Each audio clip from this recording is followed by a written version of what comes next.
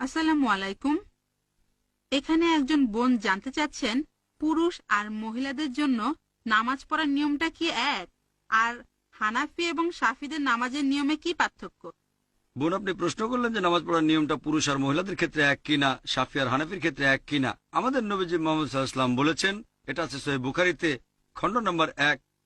নবীজি বলেছেন, নামাজ পড়ো যেভাবে আমাকে পড়তে দেখেছো। নবীজি এটা বলেননি যে মহিলারা একভাবে নামাজ পড়বে, পুরুষরা আরেকভাবে নামাজ পড়বে। আরেকটা হাদিস, এটা হচ্ছে সহিহ বুখারী খণ্ড 1 বুক অব সালাহ, যে সাহাবিয়াগণও পুরুষদের মতো করে নামাজ পড়তেন। পুরুষ আর মহিলাদের নামাজ পড়ার জন্য আলাদা কোনো নিয়ম নেই। নামাজ পড়বেন সেভাবে যেভাবে নবীজি পড়তেন, সে আপনি পুরুষ হন বা মহিলা হন। আমি জানি বাজারে এরকম কিছু বই পাওয়া যায়, ইন্ডিয়া সহ সারা পৃথিবীতেই বিভিন্ন মতবাদের লোকজন বলে মহিলাদের জন্য নামাজ পড়ার নিয়মটা আলাদা আর পুরুষদের নামাজ পড়ার নিয়ম আলাদা। এরকম কোনো হাদিস নেই। ইসলাম সম্পর্কে যদি কিছু বলেন, সেখানে কোরআন বা সহিহ হাদিসের রেফারেন্স থাকতে হবে। সব সময় কোরআন এবং সহিহ হাদিস। তাহলে যখন রেফারেন্স দেবেন যে কোনো বিশেষজ্ঞ হোক, পৃথিবীর সবচেয়ে বড় বিশেষজ্ঞ, যদি তিনি কিছু বলেন, প্রমাণ থাকতে হবে। কোরআন এবং সহিহ হাদিস প্রমাণ দেখাতে হবে।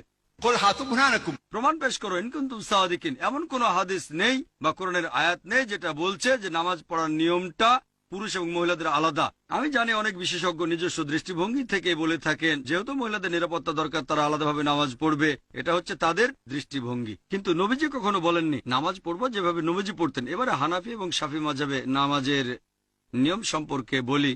আমি জানি এদের মধ্যে কিছু পার্থক্য আছে। হানাফিরা নামাজের সময় হাত বাঁধে নাভির নিচে, শাফিরা হাত বাঁধে বুকের উপরে, তারা তাকবীর দেয়, আমিন শব্দটা জোরে বলে। এখানেও আগের উত্তরটাই। সহিহ বুখারী, নবীজি বলেছেন খণ্ড নম্বর 1 বুক অব সালাহ, নামাজ পড়ো যেভাবে আমাকে পড়তে দেখেছো।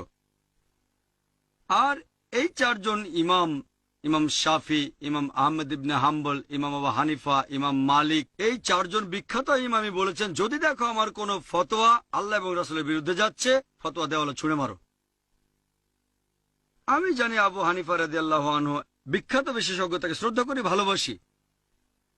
মানুষে বলে যে তিনি বলেছেন যখন তোমরা নামাজ পড়বে নাভির নিচে হাত বাঁধবে। আবু দাউদে একটা হাদিস আছে, আবু দাউদ খণ্ড নম্বর 1 বুক অব সালাহ, বলা হয়েছে নবীজি নামাজের সময় নাভির নিচে হাত বাঁধতেন। তবে এটা জয়ীফ হাদিস। ঠিক এর পরের হাদিসটাই বলছে, যেটা সহিহ হাদিস, যে নবীজি হাত বাঁধতেন নাভির উপরে। আরো সহিহ হাদিস আছে সহিহ ইবনে খুজাইমা, যেটা বলছে নবীজি হাত বাঁধতেন বুকের উপরে। সহিহ হাদিস যখন বলছে নবীজি বুকের উপর হাত বাঁধতেন, নাভির নিচের হাদিসটা জয়ীফ।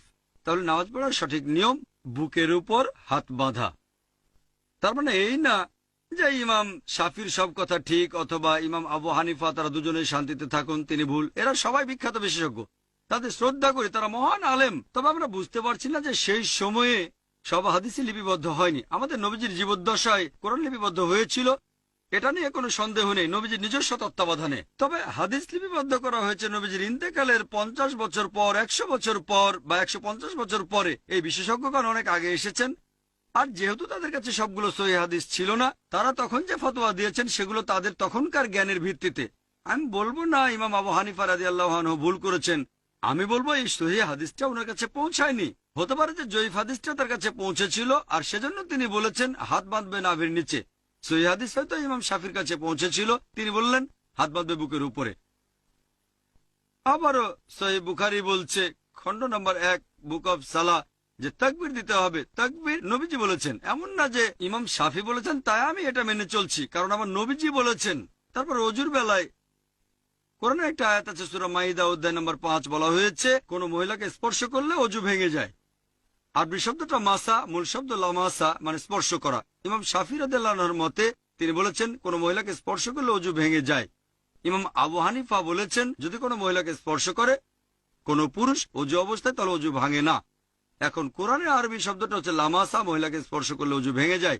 তবে মাসা শব্দটার অর্থ দুটো, একটা হচ্ছে সহবাস করা, আরেকটা হচ্ছে স্পর্শ করা। ইমাম শাফি রাদিয়াল্লাহু আনহু তিনি বলেছেন এটা স্পর্শ করা। ইমাম আবু হানিফা তিনি ধরে নিয়েছেন সহবাস করা। এখানে তাদের মতটা আলাদা। তবে যদি সুন্নান আবু দাউদ পড়েন খণ্ড নম্বর 1, এখানে বলা হয়েছে যে হযরত আয়েশা রাদিয়াল্লাহু আনহা নবীজি অজু থাকা অবস্থায় তাকে চুমু দিলেন, তারপর নবীজি আবার অজু না করে নামাজ পড়তে চলে গেলেন। আরেকটা হাদিস আছে সহিহ বুখারীতে বুক অব সালাহ খণ্ড নম্বর 1, হযরত আয়েশা ঘুমাচ্ছিলেন, নবীজি তার পা সরিয়ে নামাজ পড়লেন। এটাই প্রমাণ করে যে স্পর্শ করলে অজু ভেঙে যায় না। এখানে আবু হানিফা রাদিয়াল্লাহু আনহু ঠিক বলেছেন, আর ইমাম শাফি, আমি বলবো না তিনি ভুল করেছেন ইচ্ছাকৃতভাবে, হাদিসটা ওনার কাছে পৌঁছায়নি। সবাই বিখ্যাত বিশেষজ্ঞ, আর তারা বলেছেন দেখো যদি আমার কোনো ফতোয়া আল্লাহ এবং রাসূলের বিরুদ্ধে যাচ্ছে, তোমরা আমার ফতোয়া দেওয়ালে ছুঁড়ে মারো। আমি তাই বলবো, আমি একজন পাক্কা হানাফি। আমি ডক্টর জাকির নায়েক একজন পাক্কা হানাফি। কেন? আবু হানিফা ফতোয়া দিয়েছেন নাভির নিচে হাত বাঁধবে নামাজ পড়ার সময়, কিন্তু সহিহ হাদিস বলছে বুকের উপরে। তাই আমি নামাজের সময় হাত বাঁধি বুকের উপরে, আমি একজন পাক্কা হানাফি। ইমাম শাফি বলেছেন যদি দেখো আমার কোনো ফতোয়া আল্লাহ এবং রাসূলের বিরুদ্ধে যাচ্ছে, সেটা দেওয়ালে ছুঁড়ে মারো। ইমাম শাফি বলেছেন অজু অবস্থায় কোনো মহিলাকে স্পর্শ করলে অজু ভেঙে যায়, কিন্তু সহিহ হাদিস বলছে অজু ভেঙে যায় না। তাহলে কোনো মহিলাকে অনিচ্ছাকৃতভাবে স্পর্শ করলে অজু ভেঙে যায় না। যেহেতু আমি ইমাম শাফির ফতোয়া দেওয়ালে ছুঁড়ে মেরেছি, তিনিই বলেছেন আমি একজন পাক্কা শাফি। আমি পাক্কা হানাফি, পাক্কা শাফি, আমি পাক্কা হামলি, এছাড়া পাক্কা মালিকি। পাক্কা মানে খাঁটি। আমি মেনে চলি 100%, অন্যরা মানে হয়তো 80 বা 90%, অথবা আবু হানিফার 60%। আমি পুরোপুরি মেনে চলি। এই চারজন ইমামই বলেছেন যদি দেখো আমার কোনো ফতোয়া আল্লাহ এবং রাসূলের বিরুদ্ধে যাচ্ছে, ফতোয়া দেওয়ালে ছুঁড়ে মারো। এই চারজন ইমামই বিখ্যাত বিশেষজ্ঞ, তাদের শ্রদ্ধা করি। তবে আমাদের বুঝতে হবে সব হাদিস তখনও লিপিবদ্ধ হয়নি। এখন সবকিছু আমাদের হাতের নাগালে, সিডি রোমে পাবেন, বইয়ে পাবেন, অ্যাভেলেবল। তখনকার দিনে ছিল পর্যাপ্ত তথ্যের অভাব।